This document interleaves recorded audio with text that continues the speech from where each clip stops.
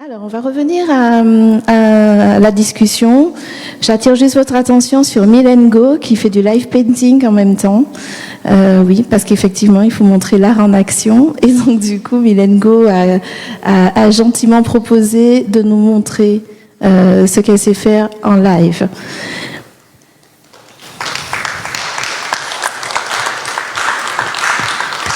Allez, on rentre dans le vif du sujet. Alors, notre discussion. Oui, je vous laisse amorcer, oui. Comment? Projection. Merci.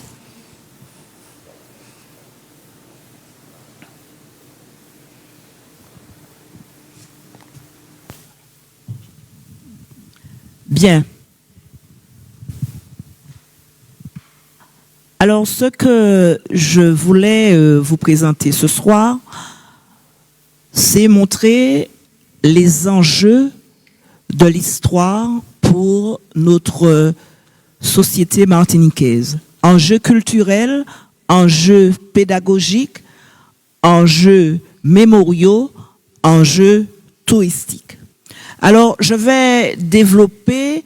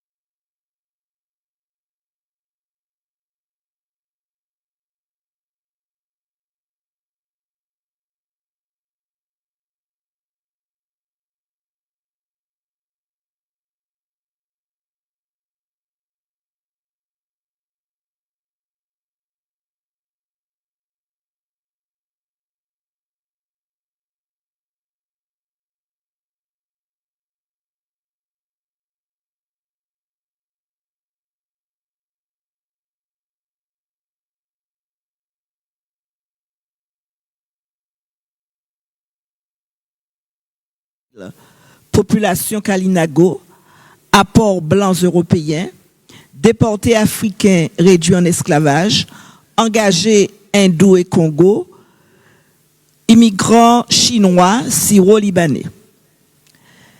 Il est aussi capital de bien caractériser ce qui a été le clivage entre population libre et population servile dans la société esclavagiste du XVIIe siècle jusqu'au milieu du XIXe siècle, forme d'apartheid à la française dont on ne parle jamais.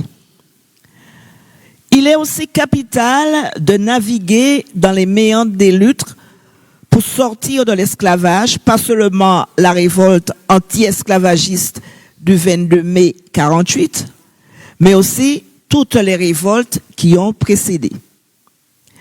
Il est aussi capital de se rappeler les luttes depuis 1870 jusqu'à nos jours, lutte pour la recherche d'une totale émancipation et d'une meilleure connaissance de notre société et de mieux vivre. Il est aussi capital de comprendre comment s'est installée la domination béké, le statut obsolète de l'assimilation. Il est capital de découvrir les dimensions essentielles du passé martiniquais. Être curieux de tout ce qui concerne l'histoire du peuple martiniquais, de s'ouvrir à cette histoire en s'appuyant sur notre esprit critique. Donc là, j'ai le déroulé des grands points à connaître sur notre histoire. Et je dis qu'il est capital de les connaître, de les faire connaître, de les diffuser, parce que c'est l'histoire de notre peuple et l'histoire de notre pays. Pourquoi? Parce que dans tous les moments de doute, de lutte, mais aussi d'espérance, il faut pouvoir s'accrocher au roc de son histoire pour ne pas sombrer, trébucher, pour avancer. Il faut puiser dans l'histoire de son pays des ressources solides fondées au cours des siècles.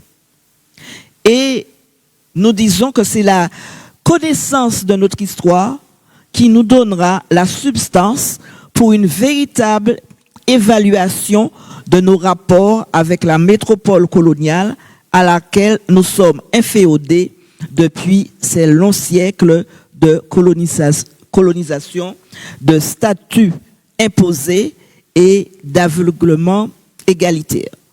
Donc, voilà pourquoi il est nécessaire de faire connaître et diffuser son histoire.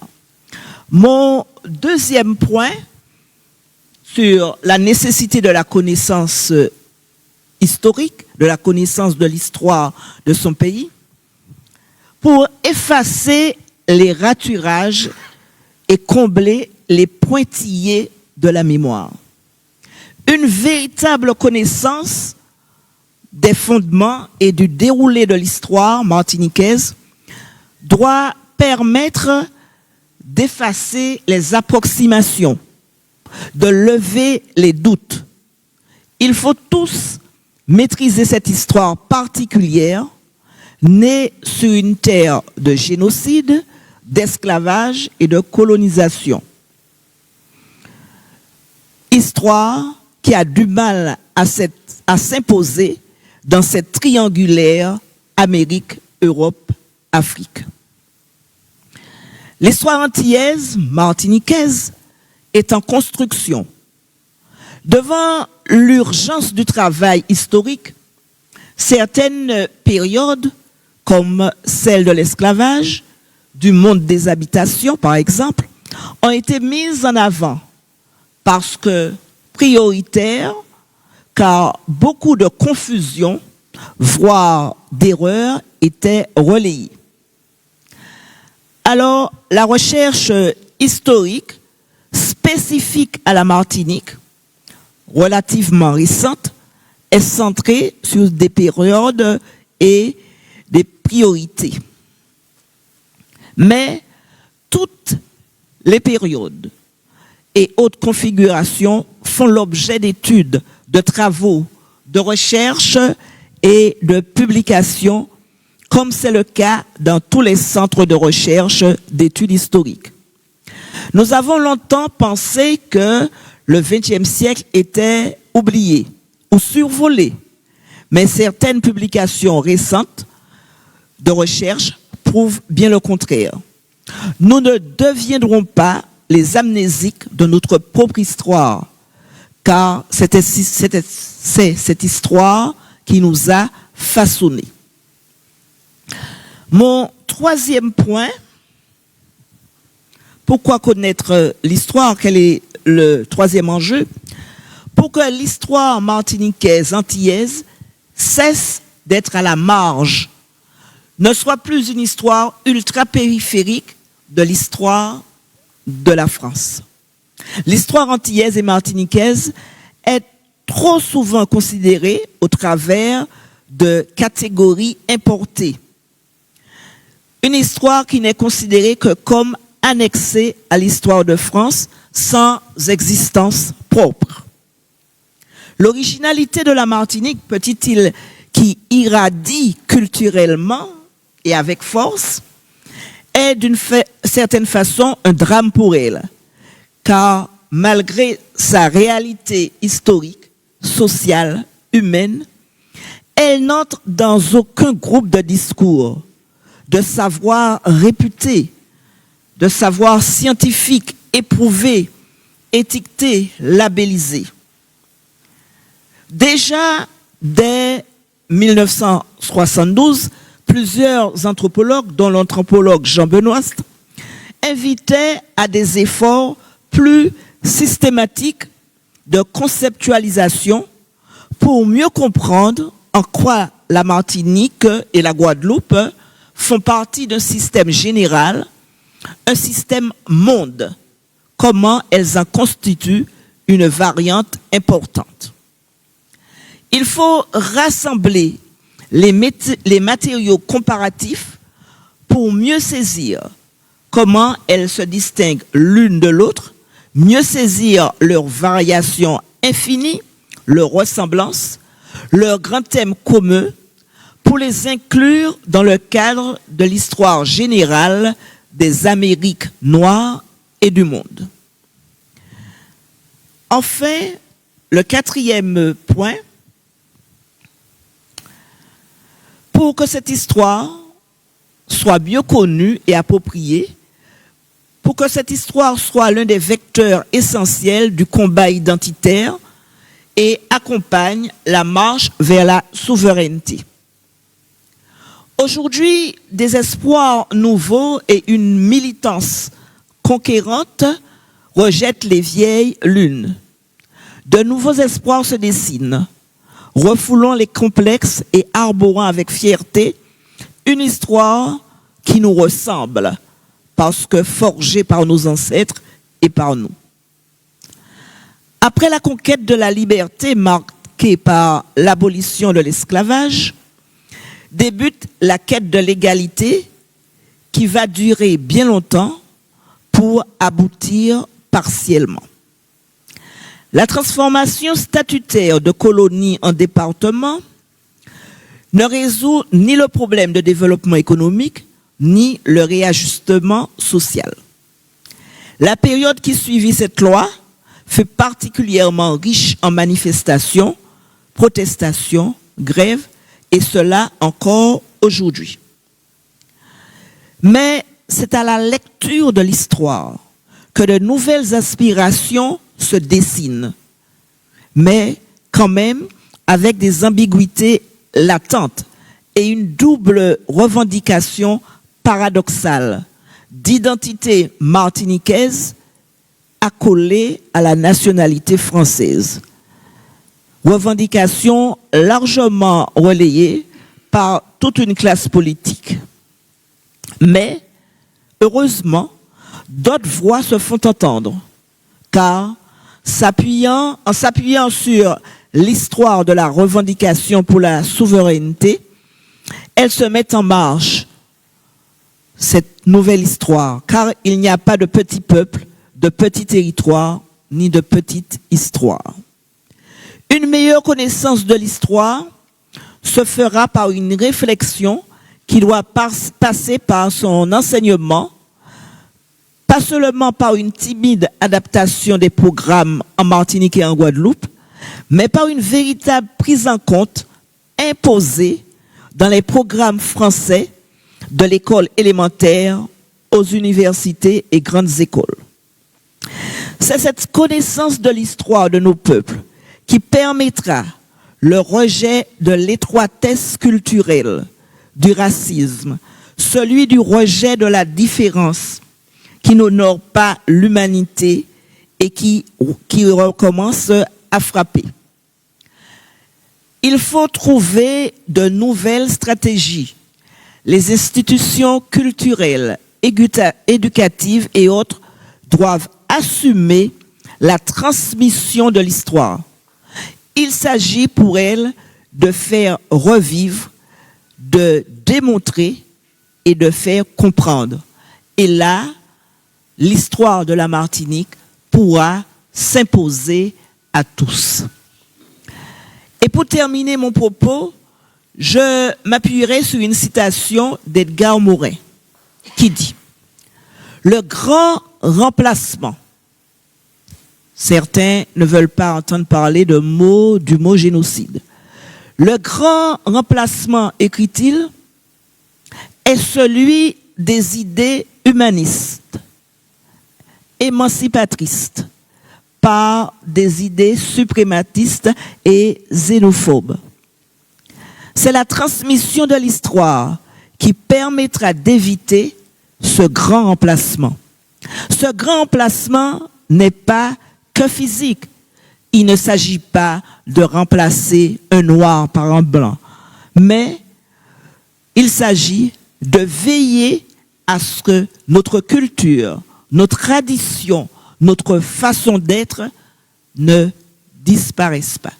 Merci de votre attention.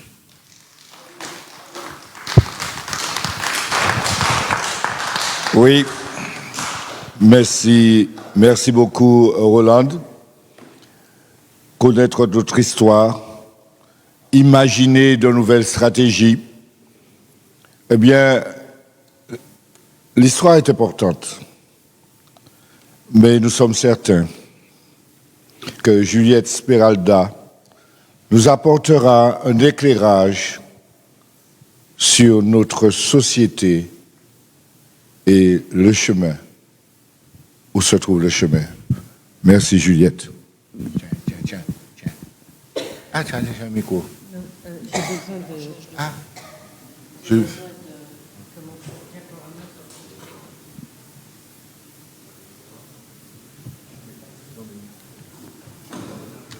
c'est sur ordinateur. C'est déjà sur son... Oui.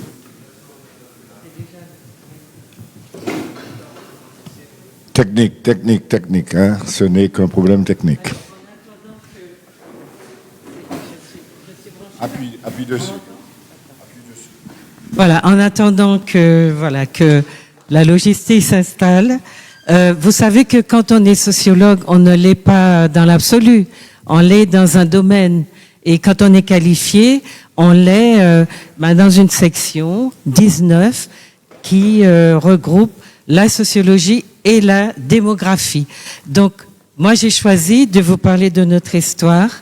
C'est bien, tu as mis pour moi l'histoire de la société. Excusez-moi, hein? Je vais pousser un peu. Donc, je vous parle de notre histoire à partir de considérations démographiques, c'est-à-dire ce que je vais appeler, moi, les relations raciales. Ça n'est pas par hasard que nous souffrons de cette maladie-là, ou que nos gens se racisent ou sont racisés. C'est vraiment un problème, le problème de la fabrication des types de sociétés que nous sommes. Alors, je vais voir comment j'entre dans ça. Il y a quelque chose là devant qui se... Vas-y, allez-y. Où est-ce qu'on voit? Sur l'écran, là? Admirer le travail que réalise l'artiste. Ça fait partie de nous. Ça explose. Les couleurs explosent avec Mylène. En attendant que la technique nous donne la possibilité d'écouter Juliette. C'est ça. Vous voyez bien que notre pays est riche. Riche en qualité, riche en personnes, en belles personnes. Et vraiment, c'est possible. L'objectif, c'est d'arriver à cette compréhension on peut mettre ici, sur le... qui mounouille. Et ce n'est que lorsque nous arriverons ou nous approcherons du résultat que nous saurons réellement quel chemin parcourir. Ça marche pas. Oh, la technique, c'est quand on fait du direct. Oui, on a un petit truc. En fait, c'est vrai que si on s'était un peu concerté, la logique aurait voulu que je vous explique d'abord la constitution, on va dire humaine, enfin la structure humaine de notre population, en dehors de tout ce que nous partageons, que nous vivons, et qui est tout à fait logique. Compte tenu de la façon dont cette société s'est structurée. Mais par manque de savoir, justement, dans ces sciences humaines, nous avons tendance à créer, produire un discours qui est très étonnant quand on sait justement que les choses ne se mettent pas en place comme ça. Il n'y a pas d'automatisme ou d'automaticité quand on est une société de peuplement comme la nôtre. Nous ne sommes pas un peuple qui vit sur un territoire depuis 3000 ans, comme les Kanaks, etc.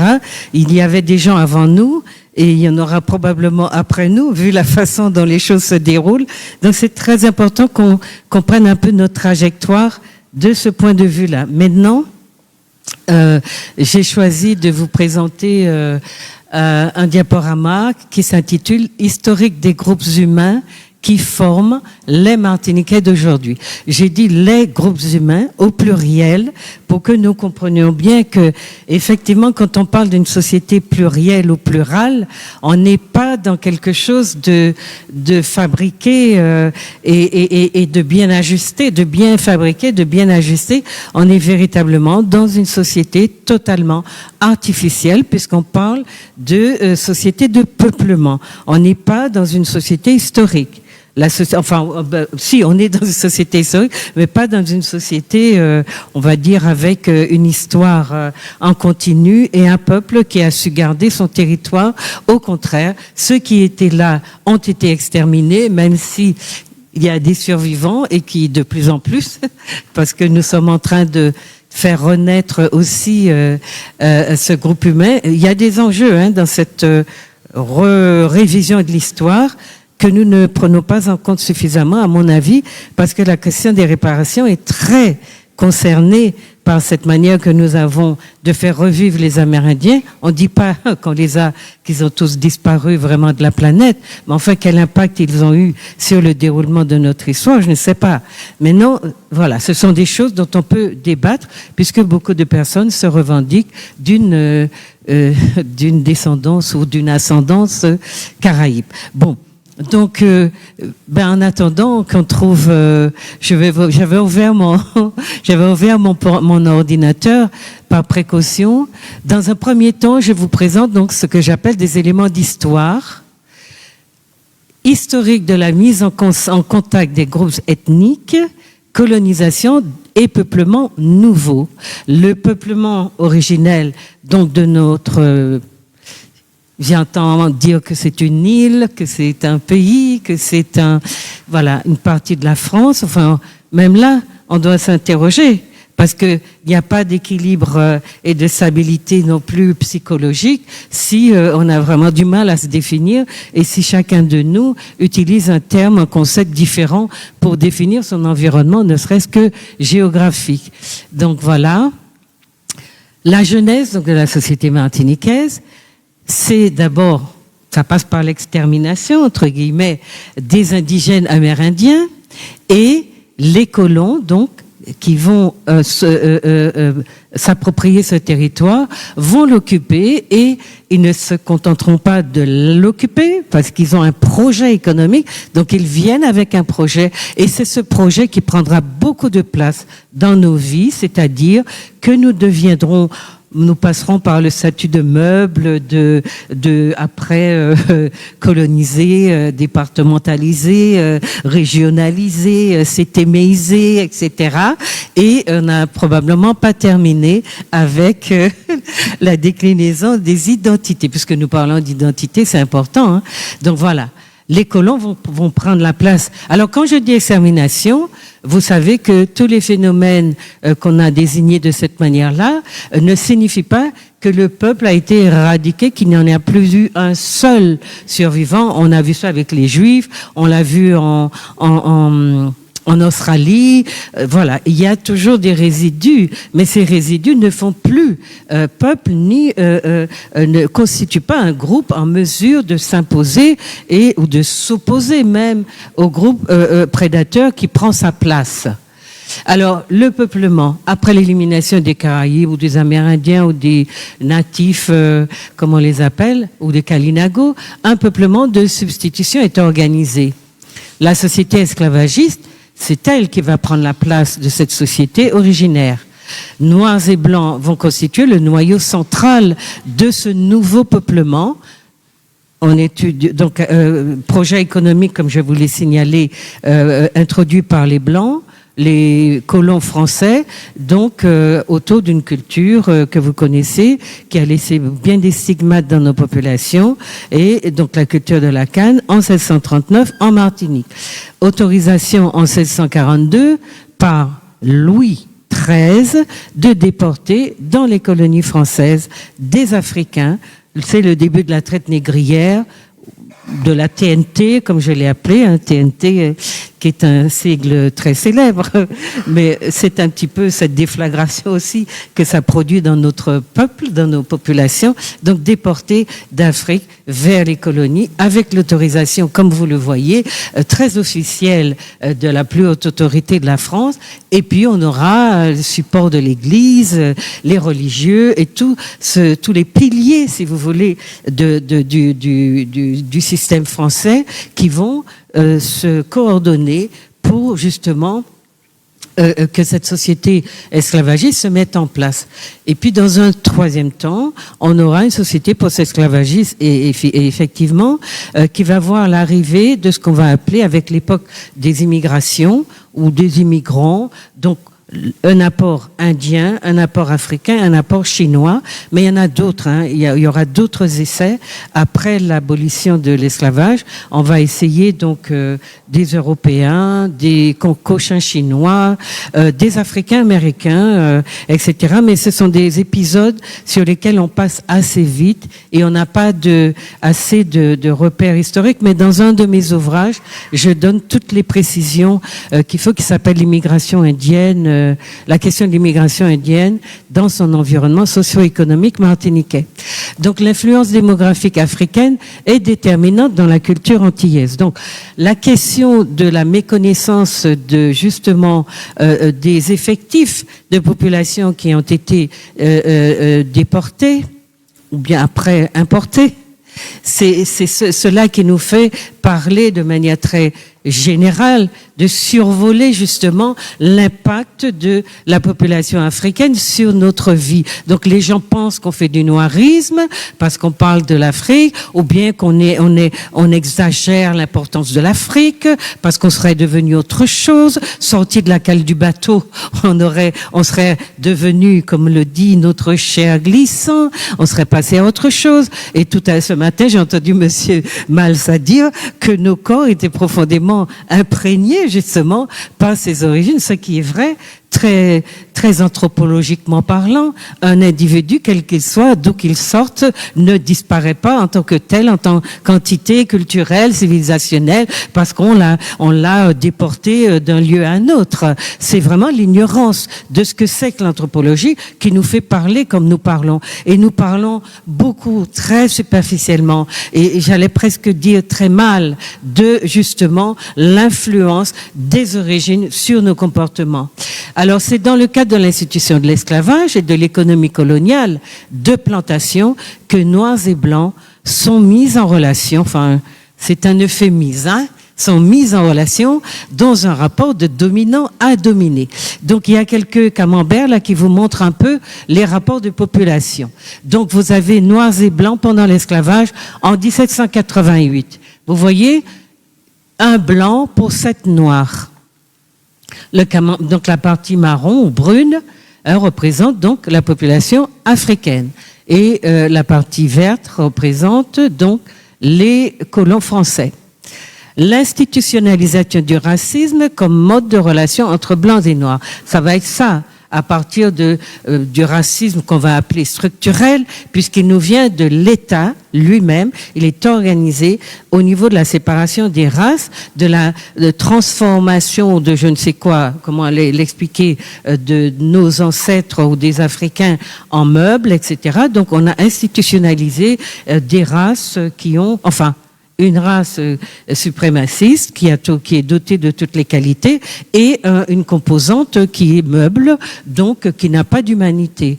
Partout, donc pendant l'esclavage, le système plantationnaire a entraîné l'émergence d'une société simultanément divisée par l'organisation économique et par la race, opposant esclaves noirs et maîtres blancs. Donc vous allez voir que chaque fois que nous allons parler de nous, il faudra évoquer notre on va dire identité, je sais pas bien comment on va définir ça, mais sous deux formes différentes, c'est-à-dire une forme raciale et une forme sociale. Et nous sommes justement dans cette sorte de configuration très complexe qui nous empêche justement de faire émerger une vraie vision sociale, sociologique de nous-mêmes. Donc nous sommes toujours dans quelque chose qui est à la fois biologique et à la fois social, et on a beaucoup de mal, je vous l'explique un petit peu plus loin, beaucoup de mal à sortir de ce qui va être pour nous, en tout cas entre nous, de ce que nous sommes devenus,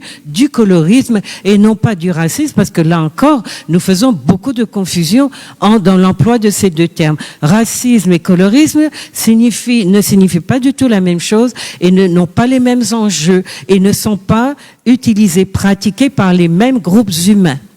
Bon, une dynamique relationnelle conflictuelle est développée à l'origine de la société esclavagiste.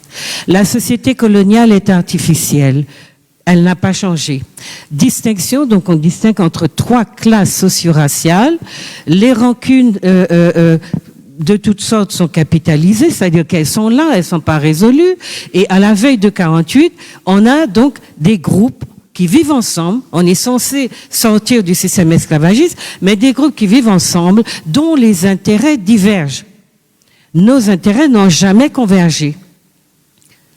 Pour une raison d'abord qui nous concerne, c'est que nous n'avons jamais vraiment su quels étaient nos intérêts.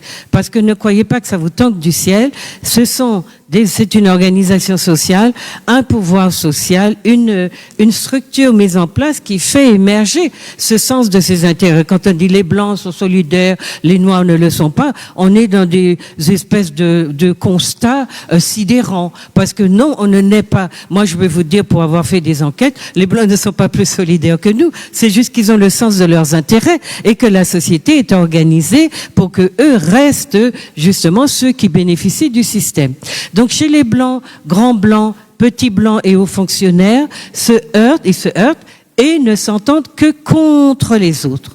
Donc voilà la structure de la solidarité entre blancs, contre les autres. Les hommes de couleur ne forment pas davantage un groupe homogène. On sait, dans ce qu'on appelle les hommes de couleur, il y a les grands mulattes, il y a les mulattes tout court, et il y a les petits bourgeois, entre guillemets, de couleur. Les esclavagés ne présentent pas un front uni. Noirs d'atelier et noirs de maison s'opposent aux nègres de culture, et les commandeurs noirs sont unanimement détesté, nous dit Raymond Renard, qui est un historien que vous connaissez probablement.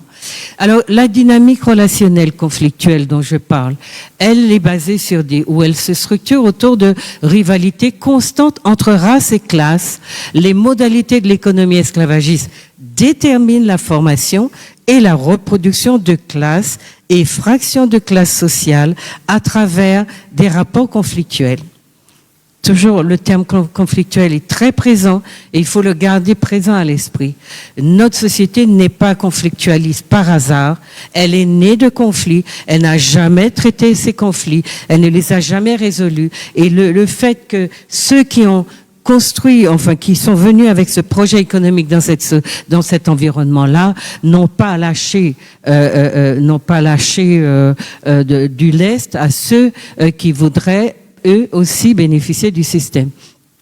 Donc, les effectifs des deux groupes fondateurs de la société martiniquaise, quand on parle effectivement de notre société, on est bien dans la prise en compte de groupes fondateurs, même si on n'a jamais reconnu les Africains comme un groupe fondateur. Ce sont eux qui ont construit, parce qu'ils étaient la main-d'œuvre. On a beau dire que le projet était celui des Blancs, c'est vrai, mais ils ont fait venir un nombre considérable, ils ont déporté un nombre considérable d'Africains du continent vers cette colonie, et ces Africains ont construit, ont laissé des traces dans toutes les Caraïbes et dans tous les pays d'Amérique du Sud et centrale, et je ne vous parle pas de la grande Amérique du Nord. Et vous voyez, avec toutes les recherches qui sont faites, les films, les documentaires et les livres, eh bien, on retrouve les mêmes constantes, c'est-à-dire effectivement un impact africain très fort dans ces régions-là, mais la lutte des races qui s'y déroulent fait que on a tendance à considérer que ce sont des pays blancs ou des pays de blancs, mais c'est une hérésie sur le plan sociologique. Alors, à l'abolition de l'esclavage, donc à la fin du XVIIe siècle, on a 9500 blancs pour 7500 noirs. OK? Le rapport de population blanc et noir est celui-ci. Ça impacte un environnement démographique, une population et des rapports de population. Et ça n'est pas parce que les gens sont dans des rapports de dominant à dominé que l'impact n'est pas plus fort, n'est pas aussi fort. C'est juste que les armes, les outils ou tout ce que vous voulez que les dominants utilisent pour maintenir la masse en asservissement et au calme, si vous voulez, sont des outils qui n'ont rien à voir avec, donc qui ne sont pas forcément, on va dire, d'émanations profondément humaines. Il y a beaucoup d'un outillage militaire, de scélératesse, etc., qui contraint oui, les gens, les dominés à se soumettre sans forcément que cette soumission soit aussi animale que nous le croyons. Et c'est pour cela qu'aujourd'hui nous parlons de résistance, mais il faut faire très attention à la façon dont nous appréhendons cette histoire-là de soumission et donc les rapports de force sont des rapports de violence aidés de tout un tas d'institutions que nous n'avons pas et qui font justement, qui ont assez d'impact et qui font pression sur ceux qui n'ont pas les moyens de se révolter et de résister justement à ces violences qui seront dites violences institutionnelles. Alors, vous avez une population qui va naître, qui est inattendue, parce que on est au départ entre esclavagistes et esclavagés, et on est dans le cadre de deux populations, l'une qui vient avec un projet et l'autre qui est utilisée dans le cadre de ce projet pour justement lui donner un corpus, enfin une faisabilité. Donc les relations sexuelles informelles entre esclavagistes et esclavisés donnent naissance à des enfants de sang mêlé qui naissent esclaves, mais que les pères vont affranchir le plus souvent. On a une grande propension, donc on a observé chez les colons français, à produire des mulâtres sans abolir les barrières raciales entre noirs et blancs.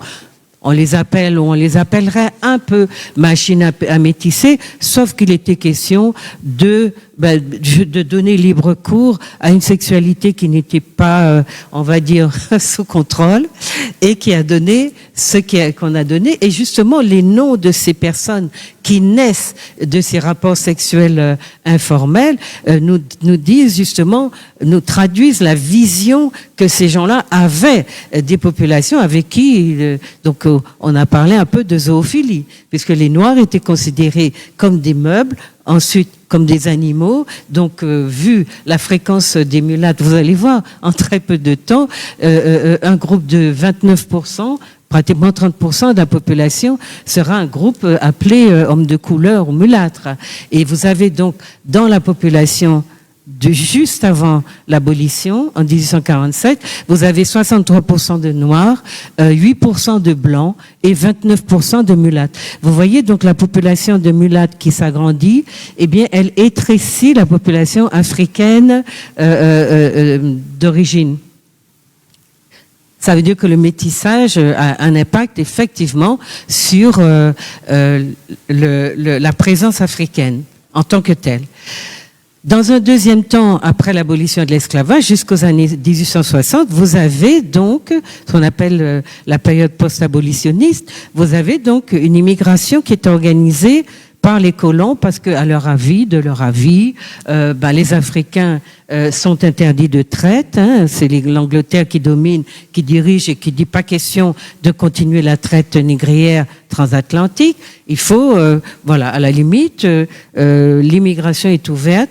Les colons français qui sont très attachés à leurs esclavisés africains vont continuer quand même de manière clandestine cette immigration jusqu'au moment où l'Angleterre va imposer son dictat et dire pas question de continuer la traite, ce que les Anglais appelaient la traite déguisée, traite négrière déguisée. Pas question de continuer. Nous vous donnons la possibilité de recruter en Inde, parce que c'est à nous aussi, l'Inde. Voilà, les Anglais ont un autre grand continent ou demi-continent qui s'appelle l'Inde, et donc ils proposent à la colonie, aux colons qui sont assoiffés de main-d'œuvre, de recruter donc en Inde cette population qui va être constituée l'immigration indienne. Mais avant que ce deal se fasse, il y a la France a 5 comptoirs en Inde, et avec de ces comptoirs-là, elle va extraire une population abondante de recrues indiens, de ce qu'on va appeler les immigrants coulis, et donc elle va ventiler dans toutes ces colonies, à l'île Maurice, à la Réunion, dans d'autres régions où l'Angleterre domine, où la France domine, et finalement ces personnes-là, ces recrues-là, ou ce réservoir de main-d'œuvre-là, dans les 5 comptoirs de France que la France possède, va s'épuiser très vite. Et c'est à partir, donc dans un premier temps, on aura une première immigration entre 1800, le premier bateau arrive en 1858 et se prolonge jusque dans les années 63. Donc il y a une première immigration avec des immigrants indiens qui viennent bien des comptoirs français et qui sont en partie des personnes exclues des sociétés des sociétés indiennes, qui sont ce qu'on appelle des intouchables, jusque dans les années 1963. Et la colonie va refuser le deal des Anglais d'arrêter l'immigration africaine et d'aller chercher donc des Indiens dans le corps, le centre de l'Inde, etc.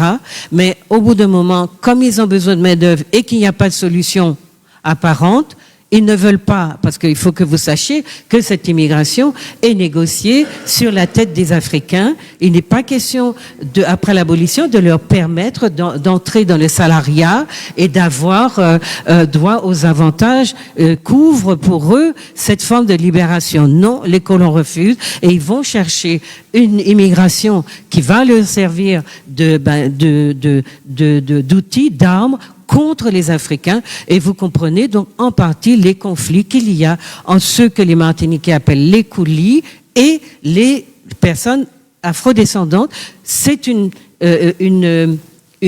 conflit, une relation conflictuelle voulue, organisée par les colons. Donc, une fois que les colons vont se rendre compte qu'ils n'ont pas les moyens de continuer la traite négrière déguisée, en Afrique donc, ils vont aller en Inde, comme le proposaient les Indiens, les Anglais, et c'est un traité de juillet 1961, je crois, qui leur ouvre la possibilité de recruter des immigrants indiens plutôt dans le centre de l'Inde, alors qu'au départ, c'était vraiment des immigrants venus du sud. Donc vous avez 2 catégories d'immigrants, 2 périodes très distinctes. Une période de gens qui sortent des comptoirs de l'Inde du sud, et une période, donc sous protectorat, qui sont des sujets français, et puis dans un deuxième temps, une immigration issue plus du centre de l'Inde, et qui sont sous protectorat anglais. C'est pour cela qu'on les appelait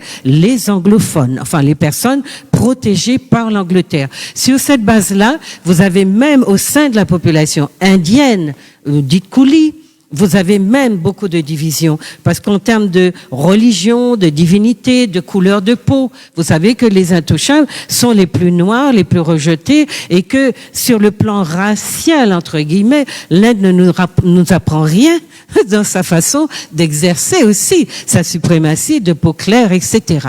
Donc là encore, entre Africains, vous avez vu sur la plantation toutes les divisions qu'il y a. Mais non, parmi les immigrants, on a encore des Africains qui arrivent et qui sont donc au nombre de 10 521. Je vous ai dit que au départ, vous aviez, après, juste une année avant l'abolition, vous aviez 75 000 personnes d'origine africaine. vous ajoutez à ces 75 000, 10 521. Vous voyez l'importance du corpus africain de notre société. Donc, quand on parle d'africanité, on n'est pas dans des élucubrations et on n'essaie pas de donner du sens à quelque chose qui n'a pas. C'est une réalité anthropologique. Oui, dis-moi. J'ai déjà trop parlé, là? C'est quoi? Dis-moi. Non, j'ai besoin de savoir. C'est pas ça, c'est passionnant, mais nous qu'à bout, qu'à bout, il nous reste 5 minutes. Mais c'est passionnant. Non, j'ai pas besoin de savoir si c'est passionnant. J'ai juste besoin de savoir de combien de temps je dispose. Parce que c'est toujours quand nous parlons des choses qui structurent une pensée en nous que nous décidons, parce que nous sommes dans le ton occidental, qu'il faut arrêter. Je suis désolée, moi j'arrête maintenant si vous voulez. D'accord? Non, pardonne-moi, Juliette. Non, voilà toutes les immigrations confondues. Non, pardonne-moi, Juliette. Tu sais, il y a plusieurs manières d'aider lorsque nous sommes justement comme ça. Soit on prend le micro et directement on dit, soit on vient de manière avec un petit coup d'œil et personne ne voit. L'objectif, toujours encore, c'est de faire ensemble. Et justement, je réalise que nous t'es trop mal élevés. Quand je dis nous t'es trop mal élevés, on voulait trop faire. Et résultat, nous réalisons, après la problématique technique ce matin, nous avons eu un retard de 2 heures. 1h30. 1h30. Et qui a entraîné d'autres retards. Simplement... Laisse-moi terminer. Oui, je te laisserai terminer. Je voulais simplement dire, le sujet est tellement important que nous prenons déjà langue pour faire quelque chose de spécifique autour de ça, parce que c'est vraiment trop important pour que nous passions à côté. C'est ce que je voulais dire. Alors, je vais m'arrêter juste à la question des populations qui nous constituent, parce qu'aujourd'hui, tout le monde se définit en termes de Martiniquais. Et je vous rappelle que, très officiellement, institutionnellement, rien ne nous autorise à nous définir comme des Martiniquais. Nous n'avons pas de carte d'identité, nous n'avons rien qui signale au monde. Aujourd'hui, d'ailleurs, la France fait disparaître tous les signes de cette éventuelle martinicanité, et ce sont des institutions comme la carte d'identité qui nous permettraient ou nous auraient permis d'exister.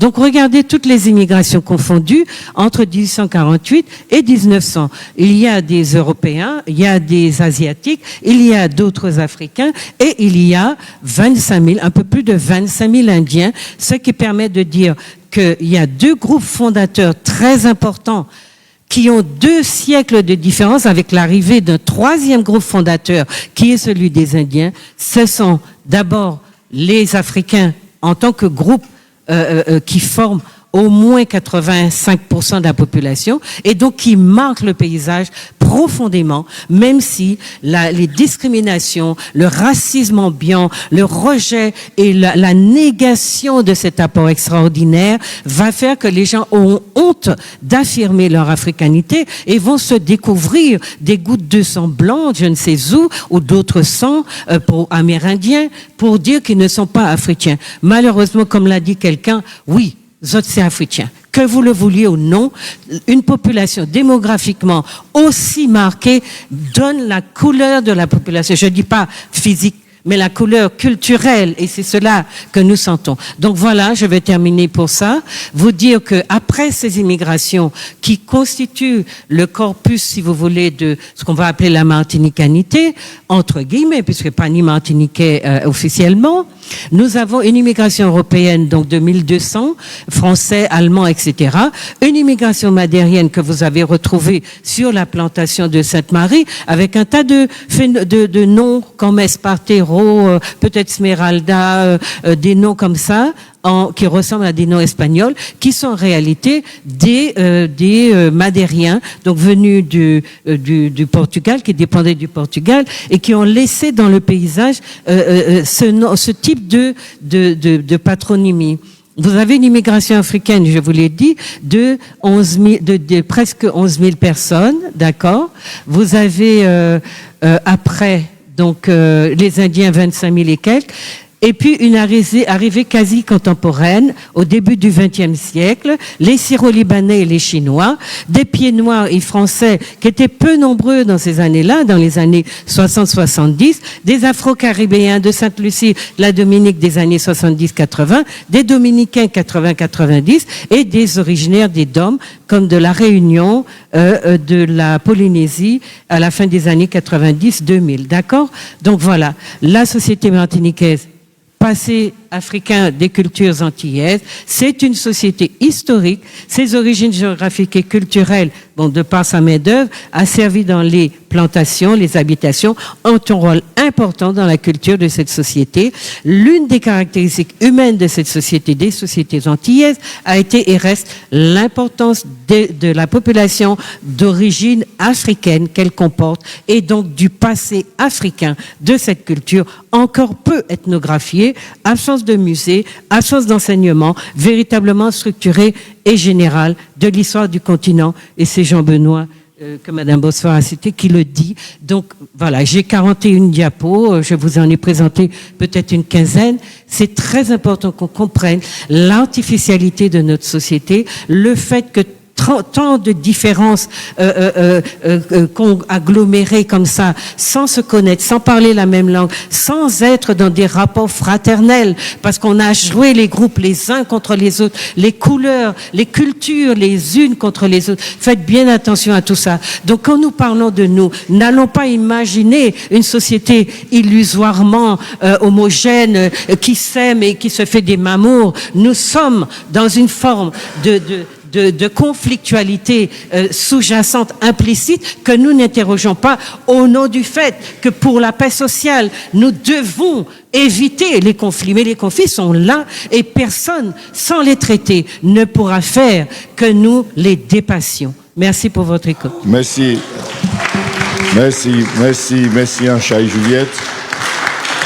Nous avons montré pour talent en dehors des grands applaudissements. Il faut simplement se dire, nous avons encore du chemin à parcourir. D'avril, je vais changer les mentalités, je vais apprendre de nos ancêtres les Gaulois.